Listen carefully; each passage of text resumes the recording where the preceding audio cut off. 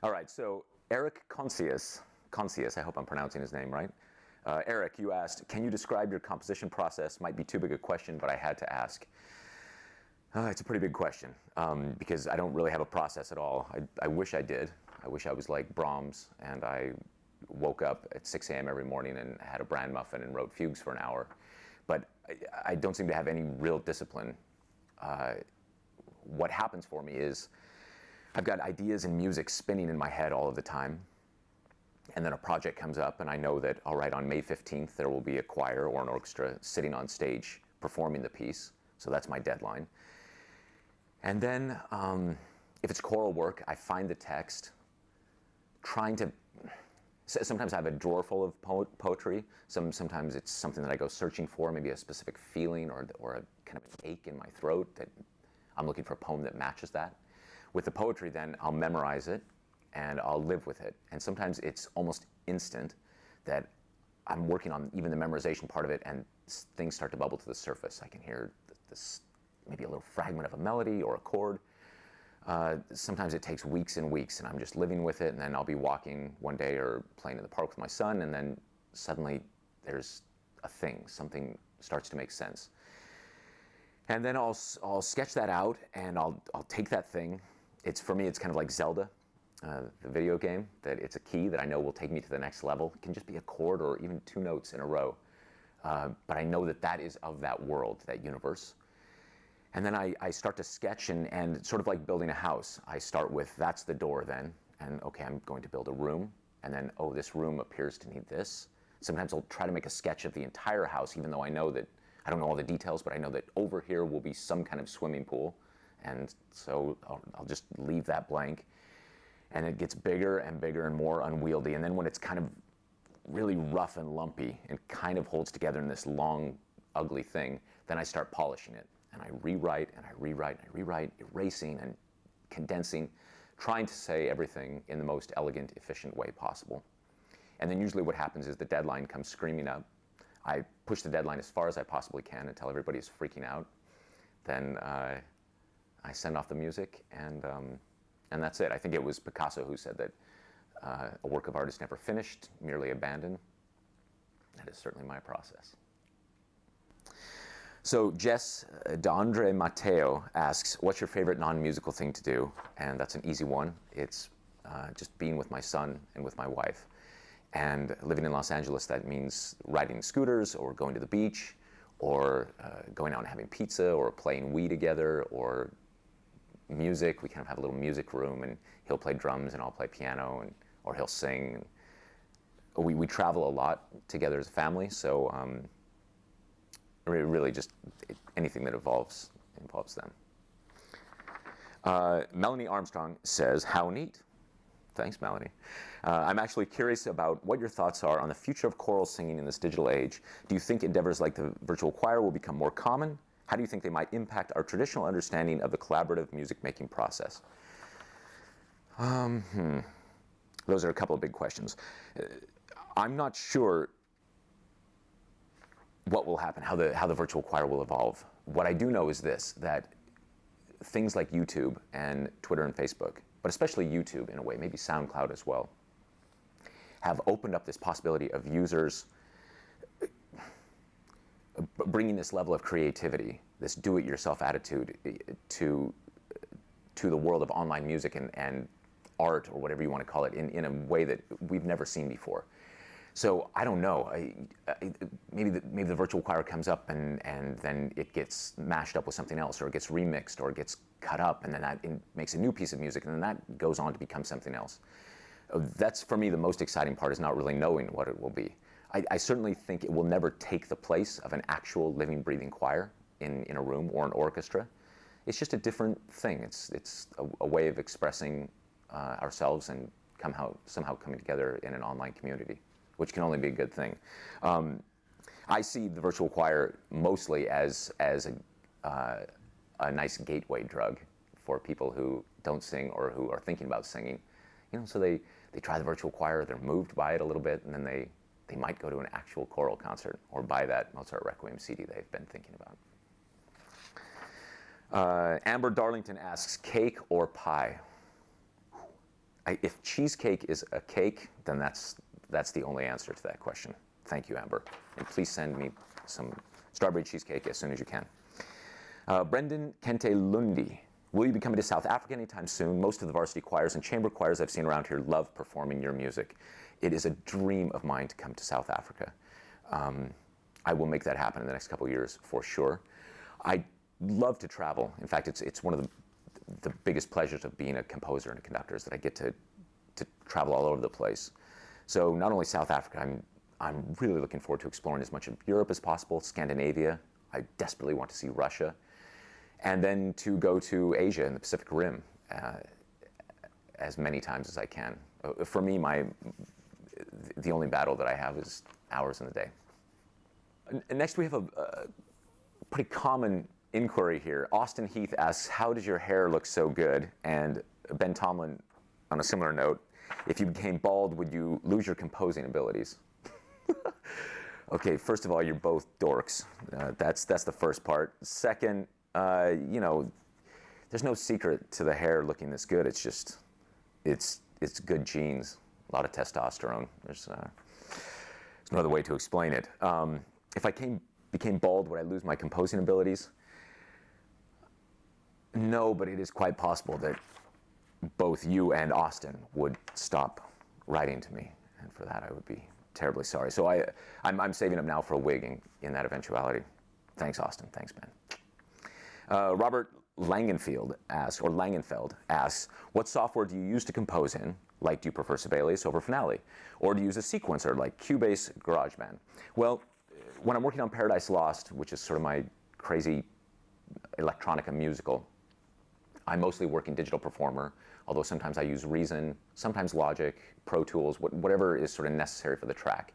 I use all kinds of soft synths and samplers. When I'm composing concert music, I use pencil and paper, good old-fashioned pencil and paper. I generally start at the piano, and then I try to get away from the piano as soon as possible so that I'm really working everything out in my mind.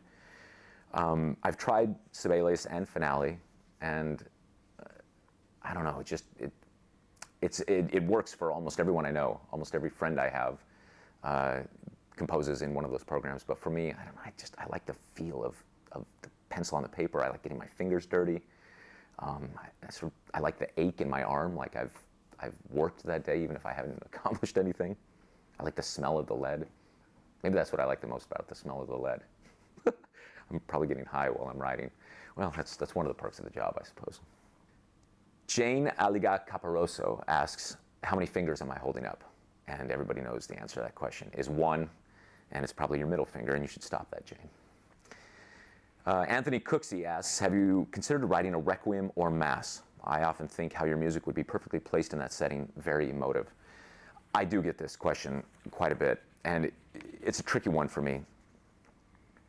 I'm not Christian.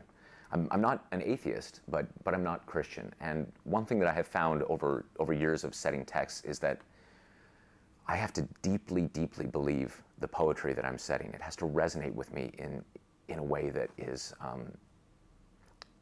sort of on the cellular level before any music will come out.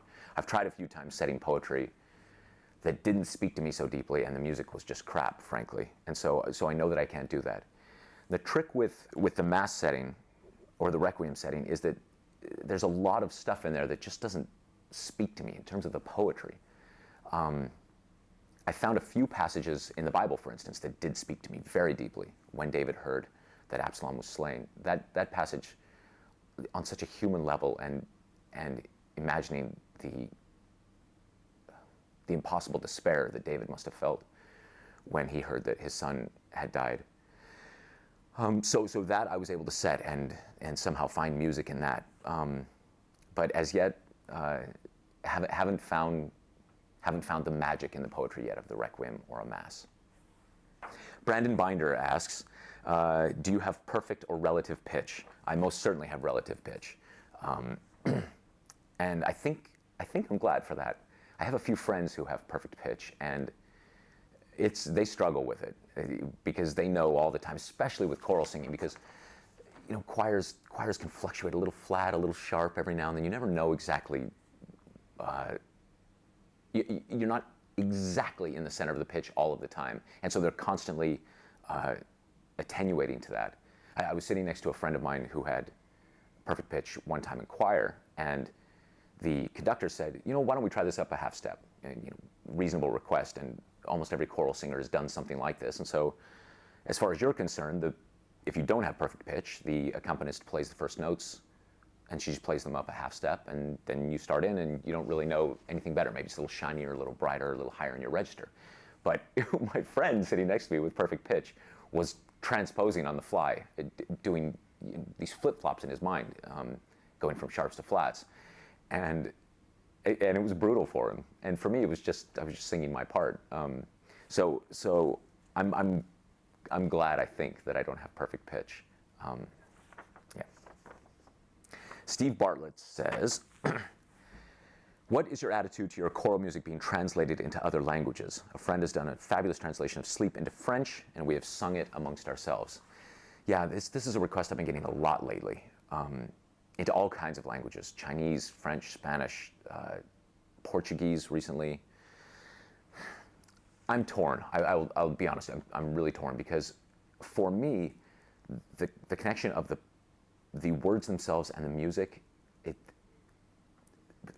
as I write the piece and as the piece sort of emerges, they're married. They're impossibly married. You can't really separate them. And so, for instance, say Sleep in French, there are going to be sounds and vowel colors at the ends of cadences, at peaks of phrases that aren't at all what I intended or hoped for, and frankly might not work, or will change the architecture of the experience in such a way that the audience might not be as affected by it without really knowing why. That being said, I want nothing more than the music and the experience to be accessible and to reach as many people as possible. And so, if hearing Sleep to a French-speaking audience really does nothing for them, if to them it's just in English, if the sound is just sound and has no meaning, but if they're hearing the French and it's quite beautiful and poignant, and then mixed with the music, takes them to that ecstatic musical experience, then I'm all for it. All right, J.D. Lewis asks, I have a question that has been troubling me since I read about it on your blog. Why does your absolutely beautiful song, When David Heard, bring you so much pain and anxiety? I'm moved to tears when I hear it, yet I'm addicted to it. So please explain, why does this song bring you pain?